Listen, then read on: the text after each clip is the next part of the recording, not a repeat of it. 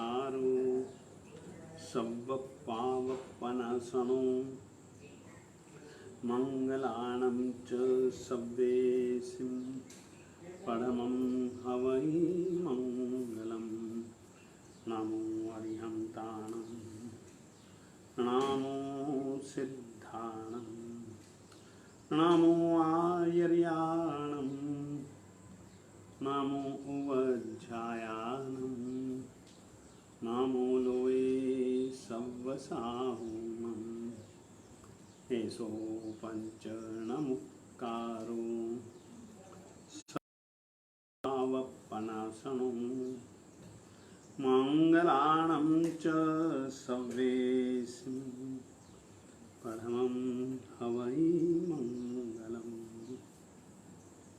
नमो अरिहन्ताणं नमो सिद्धाणं नमो आयर्याणं नमो उवज्झायानं नमो लोये सव्वसाहुमम्। एषो पञ्चणमुक्कारो सव्वपावपनासनो मंगलानं च सव्वेसिं परमं हवै मंगलम्। नामाकृति द्रव्यभावै पुनतः स्त्रीजगज्जनम् क्षेत्रे काले च सर्वस्मिन्नर्हतः समुपास्महे। क्षेत्रे काले च सर्वस्मिन्नर्हतः समुपास्महे। आदिमं पृथिवीनाथ मादिमं नेश्वरिग्रहम् आदिमं तीर्थनाथं च ऋषभस्वामिनं स्तुमः।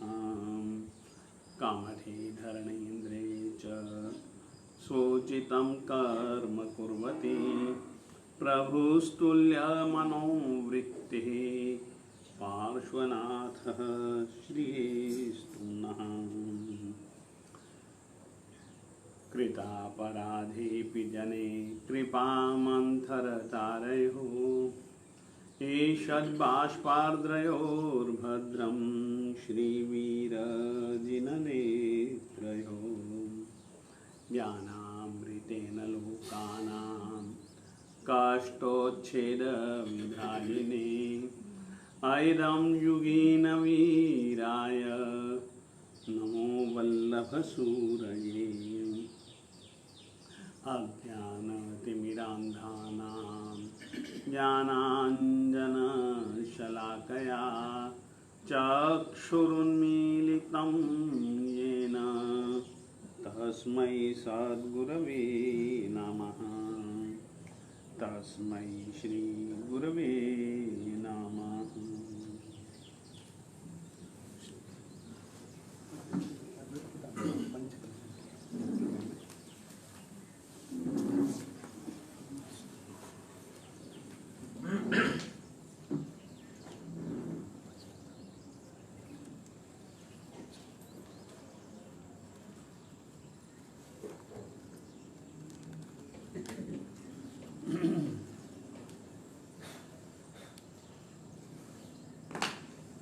मूला ओखंदपभवो दुमस्स खंधा उपच्छा समुवेन्ति साहा साहपसाहा विरुहन्ति पत्ता तओसे पुप्पं पुप्पं च फलं रसोय एवं धम्मस्य विणौ मूलं परमोसे मुखो येन कीर्तिं स्वयं शीघ्रं निःशेषं चाभिगच्छति विनयं पीजो उवाएणं चोइयो कुप्पई नरो दिव्य वंशो श्रीं मिज्जन्तीं दंडेन परिसाहये ये आयर्य उवज्झायानं शुश्रूषा वयनंकरा तेसिं शिक्षा पवड्डन्ति जलसित्ता इव पायवा जलसित्ता इव पायवा। अच्छा निकाल पेज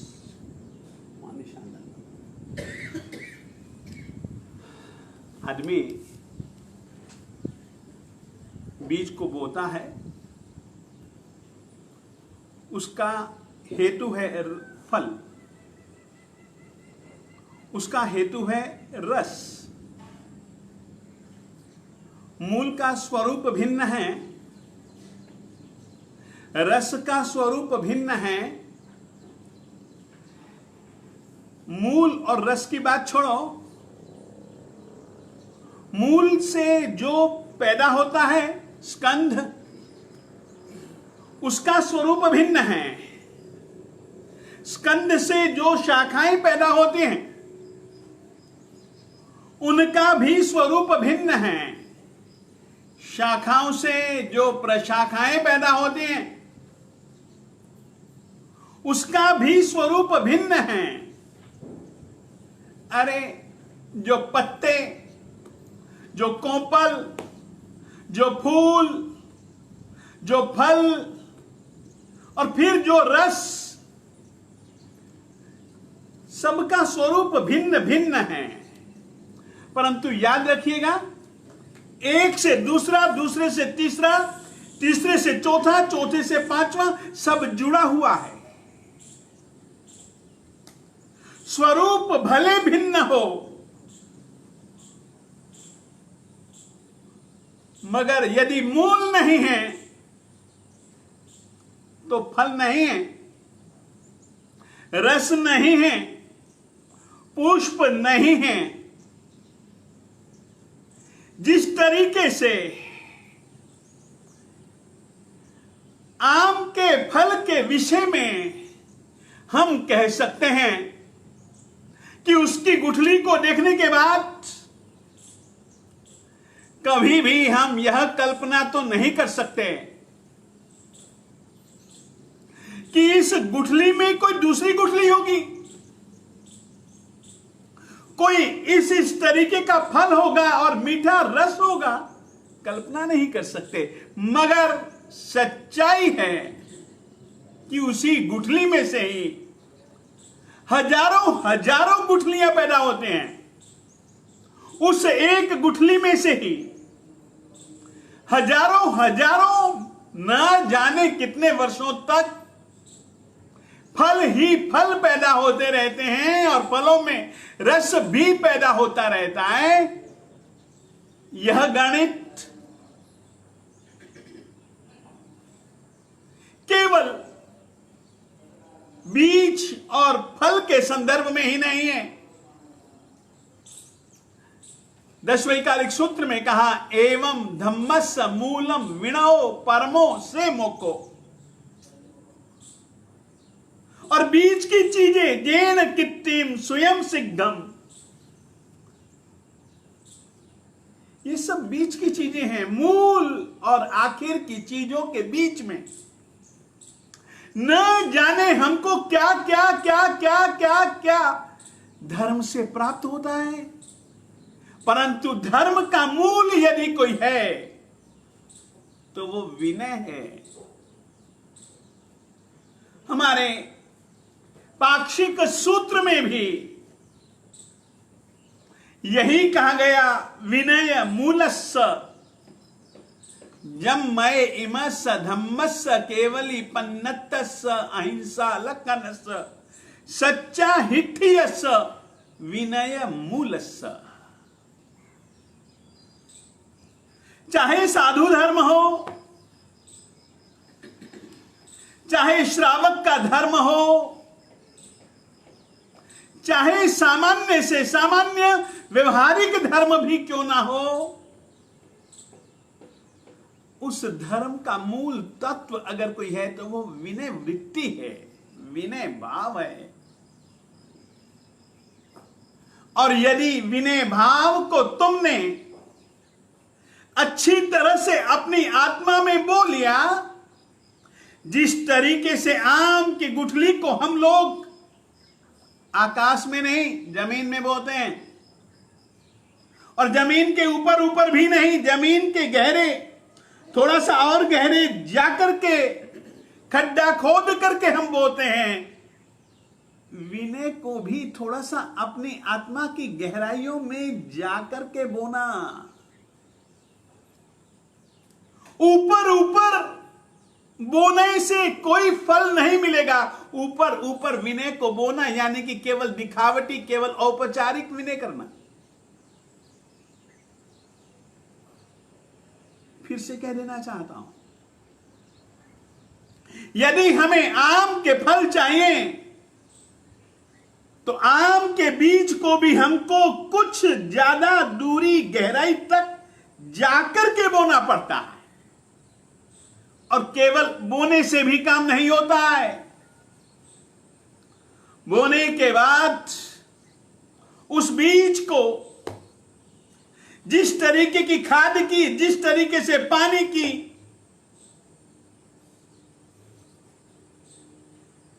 जिस तरीके की सुरक्षा की जरूरत होती है ना, और माली उन जरूरत की चीजों को देता है, तो फिर वो बीज अंकुरित होता है। अंकुरित बीज पल्लवित होता है और कभी पुष्पित होता है, बड़ा होता है, पुष्पित होता है और फिर जाकर के फलित होता है। ऊपर ऊपर आम की गुठली को बो देंगे तो शायद वह उगेगा नहीं, फूटेगा भी नहीं। बीज बोया जाता है, गहराई में बोया जाता है, धरती की गर्माहट से, पानी और खाद पानी के संयोग से उसके ऊपर का जो खोल होता है ना, खोल, गुठली के ऊपर का खोल, वो टूट जाता है, तब जाकर के अंकुर पैदा होता है। विनय वृत्ति के ऊपर औपचारिकता का पडल ये टूट जाना चाहिए। विनय वृत्ति के ऊपर जो एक पतला सा, एक जो अभिमान का, अहम भाव का जो पटल होता है, पटल वो टूट जाना चाहिए, तभी जाकर के उसमें से धर्म अंकुरित होगा, ज्ञान अंकुरित होगा। और वही ज्ञान धीरे धीरे धीरे धीरे धीरे धीरे सत्य ज्ञान, सम्यक ज्ञान धीरे धीरे धीरे धीरे मुक्ति के फल के रूप में परिणत हो जाता है मेरे देवताओं। परंतु परिणत करते हुए, परिणत होते हुए उसको समय लगता है। तब तक व्यक्ति को धीरज बना करके रखना पड़ता है और आम के पेड़ की हर रीति से सुरक्षा का ख्याल रखना पड़ता है। एवं धम्मस्य मूलम विनयो परमो से मुखो। इस प्रकार से धर्म का मूल अगर कोई है तो वो विनय, वो विनय वृत्ति है। परमो उसकी अंतिम फलश्रुति, अंतिम परिणति मुखो, मोक्ष है। और बीज की सीधा फल नहीं आता है, उसके बीच में स्कंद होता है, शाखाएं, प्रशाखाएं, पत्ते, फल, ये सब कुछ होता है। और हमारे यहां पर बीच की चीजों को सुयम कहा है, कृत्रिम कहा है, कीर्ति की प्राप्ति, श्रुत ज्ञान की प्राप्ति और ज्ञान के परिणाम के रूप में विवेक की प्राप्ति, विवेक के परिणाम के रूप में हेय का त्याग और उपादेय का स्वीकार। विवेक यानी कि बहुत बहुत बहुत अच्छी समझ, और वो समझ हमारी तत्कालीन भी और हमारी लंबे काल के भी फायदेमंद।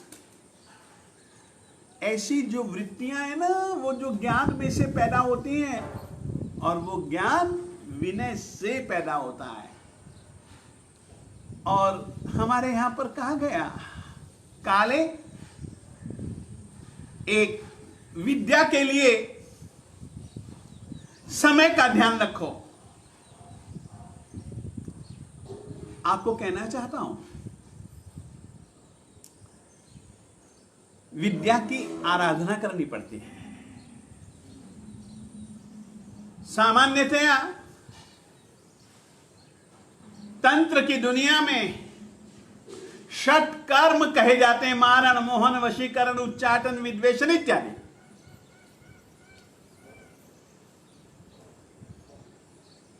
इनका संबंध भी इस समय से है। हर समय आप मारण का मंत्र, हर समय उच्चाटन, विद्वेषण, वशीकरण का मंत्र, आकर्षण का मंत्र आप नहीं गिन सकते। इसके लिए भी समय है मेरे देवताओं।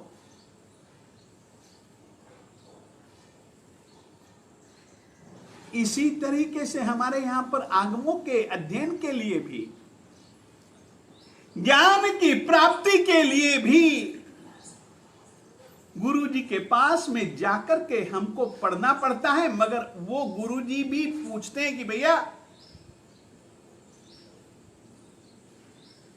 समय हुआ या नहीं हुआ।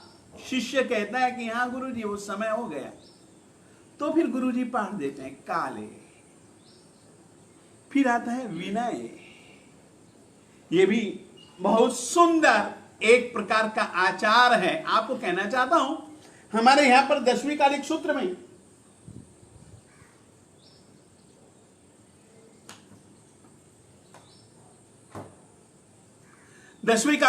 में कहा गया, विनय पूर्वक गुरु से यदि तुमने विद्या सीखी है और गुरु के प्रति मन विनय, वचन विनय, काय विनय, उपचार विनय यदि तुम्हारे दिल में है, मन विनय। मन विनय के भी दो भेद हैं, प्रशस्त और अप्रशस्त। ज्ञान लेने वाले के प्रति हमारे दिल में प्रशस्त भाव चाहिए। वे मेरे गुरुजी हैं, मेरे उपकारी हैं, मुझे ज्ञान दिया, यानी कि मुझको जीवन जीने की शिक्षा दे दी, मेरी आत्मा के कल्याण के लिए, मेरे आत्मा के अंदर छुपे हुए गुणों की शक्ति को पैदा होने के लिए एक खाद और पानी और विद्या का बीज देने वाले हैं गुरुजी। इनके प्रति कभी भी अप्रशस्त भाव नहीं। वचन विनय, गुरु के प्रति जब कभी भी हमको बोलने का अवसर मिलेगा तब हम प्रशस्त बोलेंगे गुरु जी के लिए, अप्रशस्त नहीं। न अप्रशस्त बोलेंगे, न अप्रशस्त सुनेंगे। ये वचन विनय है। काया विनय, गुरु जी के प्रति सदा झुक करके रहेंगे। गुरु जी बुलाएंगे तो हम खड़े होकर के तुरंत जाएंगे।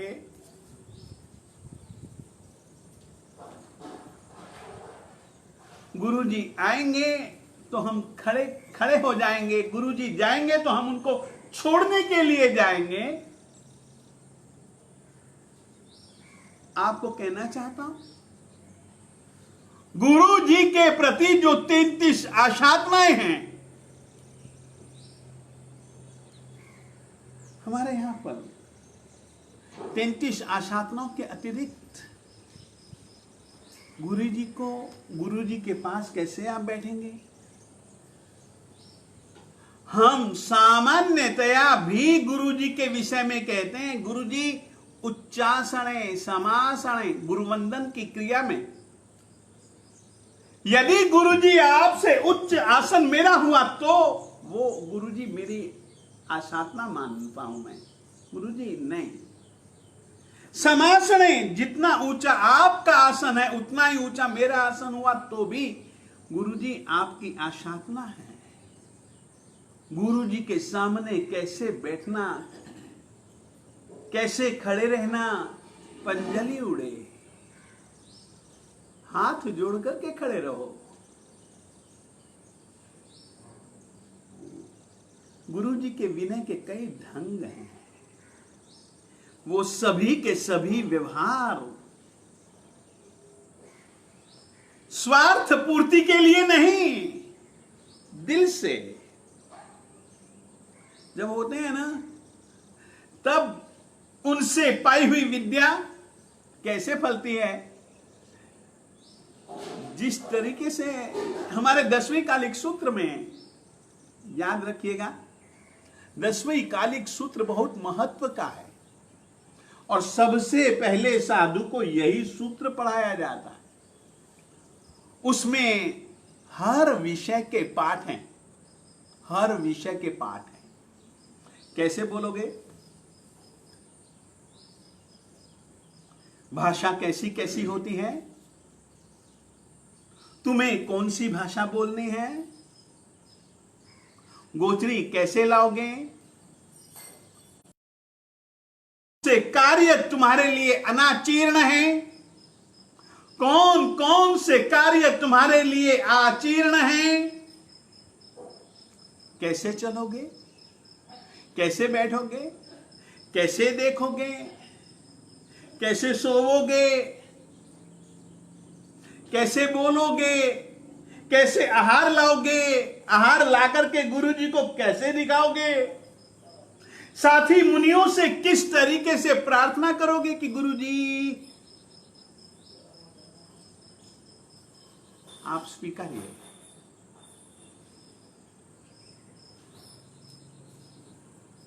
पहले बड़े खाएंगे, बाद में ही छोटे चालू करेंगे। गुरु जी से आज्ञा के बिना भोजन चालू नहीं किया जा सकता। वापरू साहेब जी, गुरु जी जब आज्ञा दें तभी खाओ। छोटा छोटा सा है परंतु बहुत महत्वपूर्ण व्यवहार है, वो सारे का सारा विनय व्यवहार है, उचित व्यवहार है। यदि यह व्यवहार बना रहता है, बड़े की क्या मर्यादा है, छोटे की क्या क्या मर्यादाएं हैं, ये सब कुछ वर्णन हमको आगमों में मिलता है।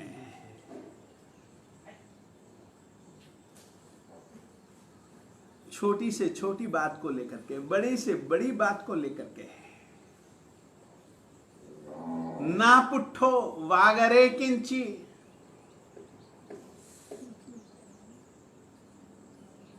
बिना पूछे गुरु जी के आप कुछ बीच में बोल नहीं सकते हो। ये सब गुरु के प्रति विनय के पाठ है। हम गुरुवंदन में भी कहते हैं अंतर भाषाएं, उवरी भाषाएं। और मेरे जैसा ढीठ व्यक्ति कैसा नहीं कहीं जानता, ये कुछ नहीं समझते, आजा आजा मैं तुझको बता देता हूं। ये अविनय व्यवहार है और इसके लिए 10वीं कालिक सूत्र में कहा है, ऐसे व्यक्ति की विद्या भी जो है ना, वो उसके वहाय वध के लिए उसके पतन का कारण होती है। जैसे कि कीचक, जैसे कि बांस।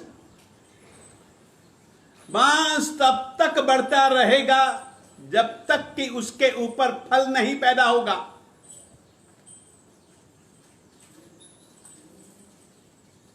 जैसे ही फल पैदा हुआ, बस उसका विकास मिट गया, उसका विकास रुंध गया।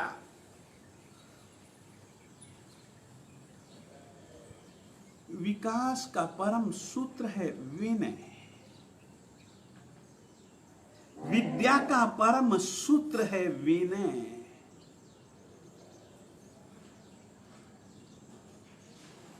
यह विनय एक आचार है, विचार कम। फिर से कहना चाहता हूं, यह सिद्धांत है, यह एक आचार मर्यादा है, और इसका फल जल सिक्ता इव पायवा। अविनय विद्या को रोक देता है, अभिमान, और विनय जो है जल सिक्ता इव पायवा। ये 10वीं कालिक सूत्र में बहुत अच्छी लाइनें हैं। जल से सींचते रहो पेड़ों को, पौधों को, तो जिस तरीके से वे बढ़ते रहते हैं और उनकी हर एक चीज सरस बनती रहती है। मेरे गुरु जी महाराज विजय समुद्र सुरेश्वर जी महाराज साहेब कहा करते थे, विनय तो एक बारिश है, बारिश वर्षा है। यूं कभी भी देखो, पहाड़ों को देखो, धरती को देखो, कहीं पर भी बीज नजर नहीं आएंगे। जो ही बारिश हो जाती है, जहां पर हमने बीजों की कल्पना भी नहीं की थी, वहां से भी पौधे उगाते हैं। समझे इस बात को? विनय वर्षा है। यह विनय की बरसात किसी दूसरे प्रकार के बादलों के हाथों में नहीं, ये विनय की बरसात तुम्हारे खुद के हाथों में है। फिर से कह देता हूं, ये जो पानी बरसता है, ये काले काले काले काले बादलों के हाथों में है। वो धरती में छुपे हुए बीजों को जीवन देते हैं। बीजों को जीवन ही नहीं, बीजों को विकास देते हैं हर तरीके से। एक यह धरती है, एक हमारी आत्मा की धरती है। इन बीजों, इस धरती पर तो ये बीज पड़े हुए, हम जानते भी नहीं, समझते भी नहीं। हमारी आत्मा की धरती के ऊपर भी बहुत सारे आत्मिक सहज गुणों के बीज पड़े हुए हैं, और वे पैदा होते हैं विनय की वर्षा से। इसीलिए हमारे अरिहंत देव ने, हमारे पूर्वाचार्यों ने ज्ञान की प्राप्ति के लिए 8 बातों का ध्यान रखने के लिए कहा। उन 8 बातों में से कल मैंने कुछ कहा था, आज भी कुछ कहना चाहता हूं। देखिए, ज्ञान काल वेलाए भणियो गुणियो नहीं, अकाले भणियो। एक बात, विनयहीन, बहुमानहीन, योग उपधानहीन, अनेरा कन्हे भणी अनेरो गुरु कहयो। ये 5 अतिचार, केवल 2 लाइनों में ये 5 विषय आ गए। याद रखो, विनयहीन,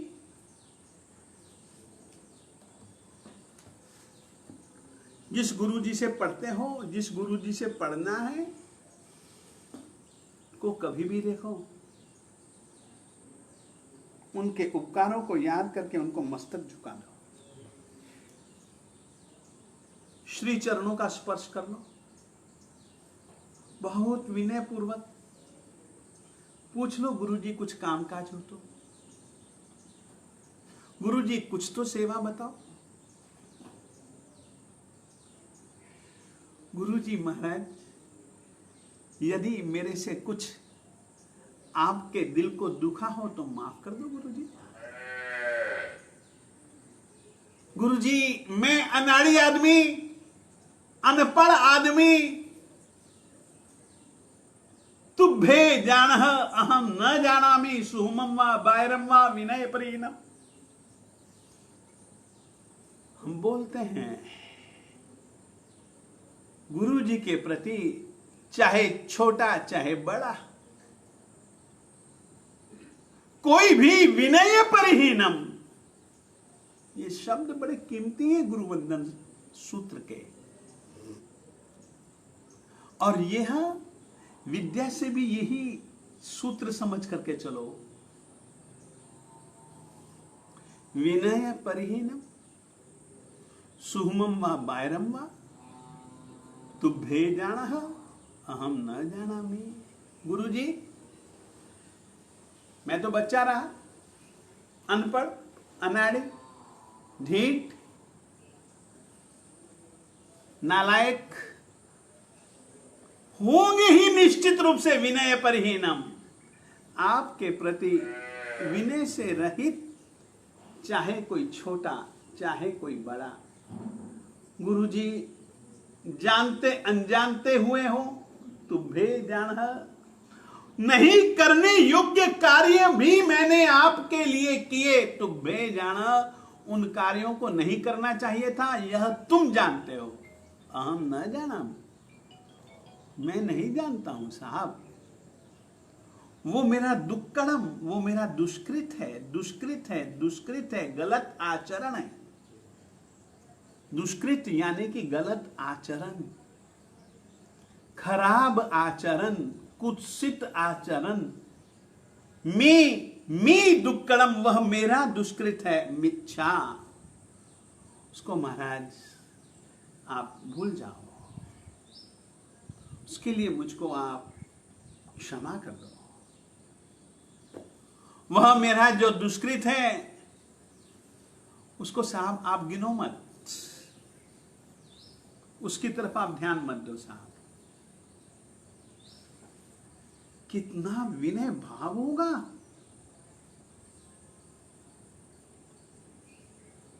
विनयहीन, फिर कहा बहुमानहीन। बहुमान होगा तो विनय पैदा होगा ही होगा। विनय और बहुमान में बहुत बड़ा अंतर है। देखिए, आप विनय और बहुमान को एक जैसा मत समझना।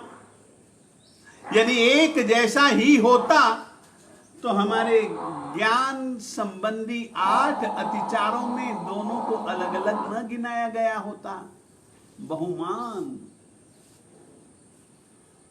बहुमान का सीधा साधा सा संबंध है हृदय से। तुम्हारा व्यवहार विनीत का है या अविनीत का है, ये तो तुम्हारे व्यवहार से पता लग जाएगा। बहुमान एक ऐसा भाव है, आंतर हृदय का भाव है। और यदि हृदय में आदर होगा तो बाहर आदर दिखेगा। जो बाहर आदर दिखा वो विनय, जो हृदय में बीज है आंतर प्रीति का, उसका नाम है बहुमान। ज्ञान दाता गुरु के प्रति अविनय भी नहीं चाहिए तो अबहुमान भी नहीं चाहिए। सत्कार सम्मान का भाव हमेशा दिल दिमाग में बनाए रखो।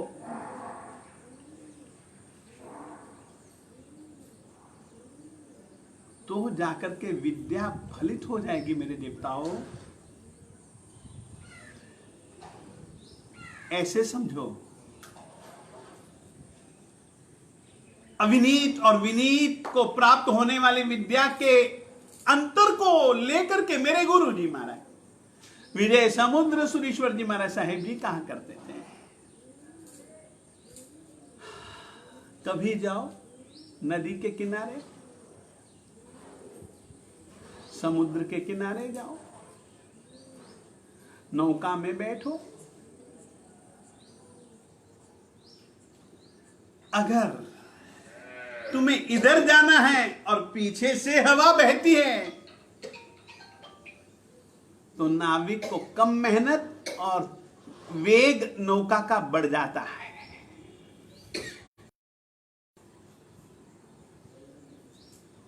अपने आप बढ़ जाएगा, अपने आप बढ़ जाएगा। किनारे पर जल्दी पहुंच जाएगी नौका।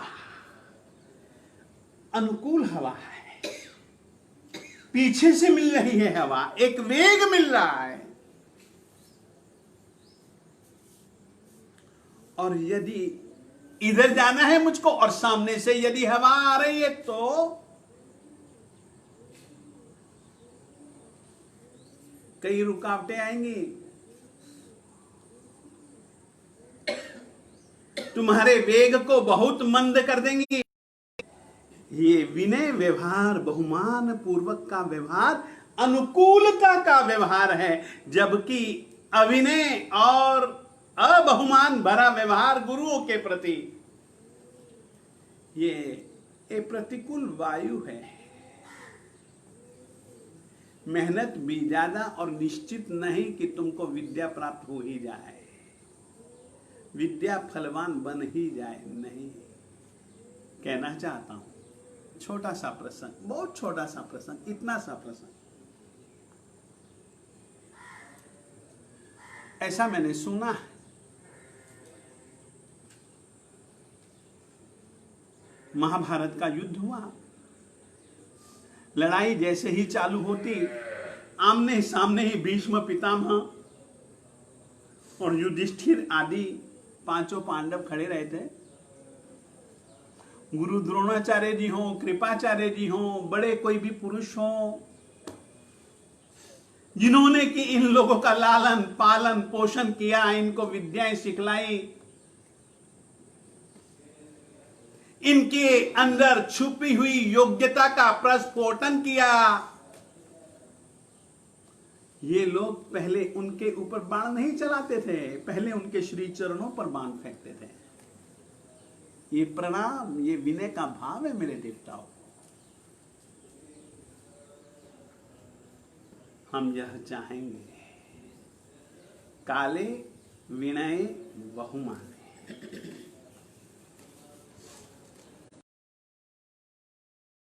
बहुमान पूर्वक सही समय पर गुरु जी से विद्याएं प्राप्त करो,